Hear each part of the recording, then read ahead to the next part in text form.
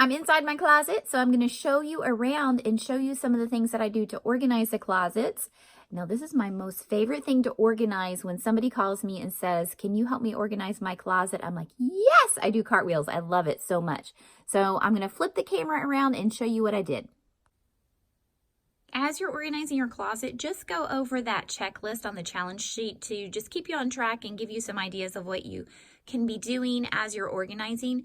I'm just going to go through real fast and give you some ideas on things and show you what I do and talk about what I do in my closet and what I do whenever I organize other people's closets. So you'll notice that I've got all of the same kind of hangers on every single piece of clothing. That is because it just looks nicer and neater and cleaner, in my opinion, and I figure if you're going to organize, make it look nice. So it doesn't matter what kind of hanger you use what you like. I just happen to like these with the flocked hangers, almost like felt, because clothing does not slip off of them. They are thinner.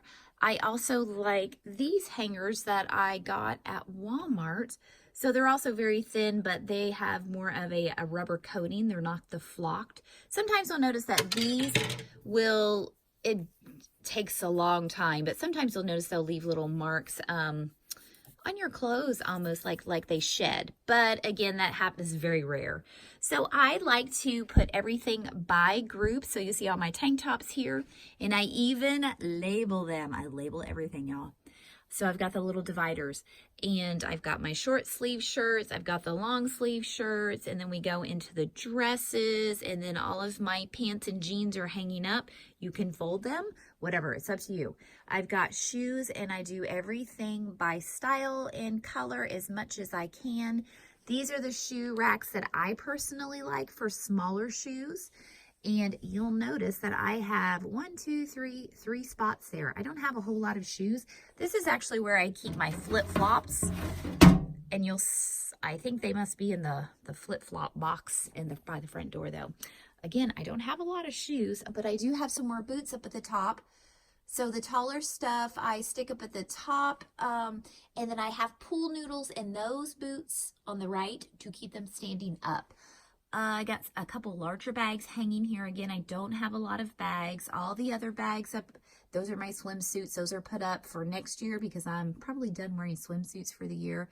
So I've got my bags here, again, organized by size. I like these dividers to keep things standing up. I got those from Amazon, and those are one of my favorites because they're very stiff and nice and tall.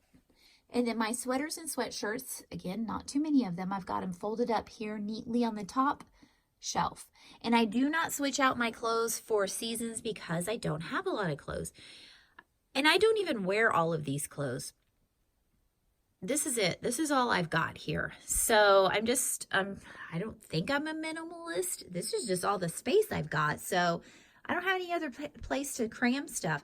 And I am not going to cram stuff. I refuse to cram things and store them across the house in a different closet. So this is it for clothes for me. I do have some jackets upstairs.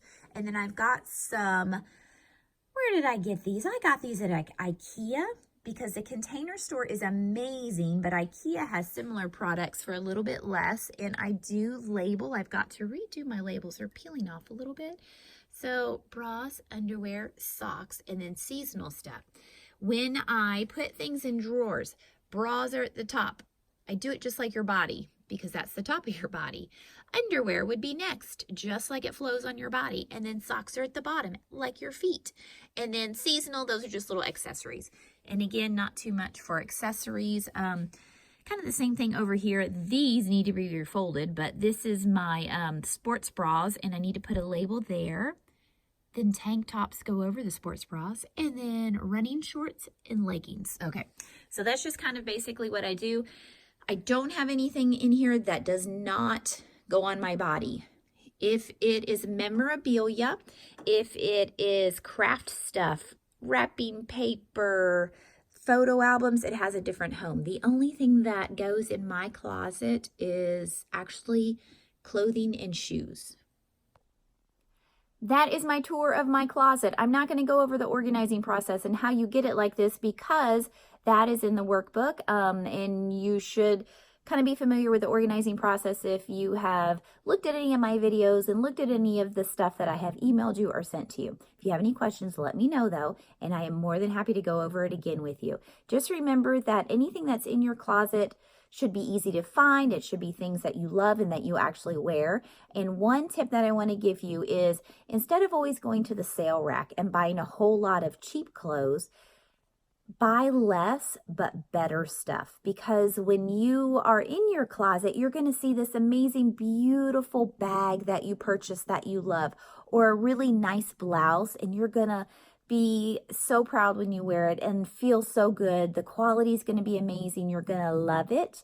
You're not going to have a lot of it, but you are going to have things that make you happy. So less is more. Less stuff at higher quality for clothing is something that I have started doing, and I love it because we hardly wear most of the clothes that we own anyway, regardless of how many clothes we have.